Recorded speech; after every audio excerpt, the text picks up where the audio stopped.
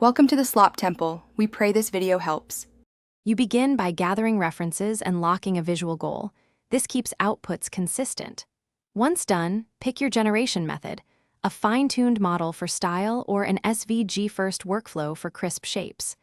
Make sure to set output size and file format up front because downstream tools expect a fixed resolution.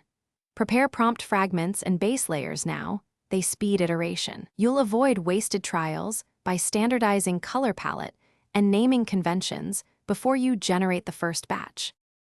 You run controlled batches to explore ideas. Start with 5 to 10 prompt variations and one base pose. As results appear, apply vector cleanup or layer masks to fix outlines and preserve scalability. Once you have candidates, compare legibility at small sizes and test expressions. Minor tweaks in stroke weight or contrast make huge differences. Make sure to keep iterations small and focused, refining prompts and masks between runs.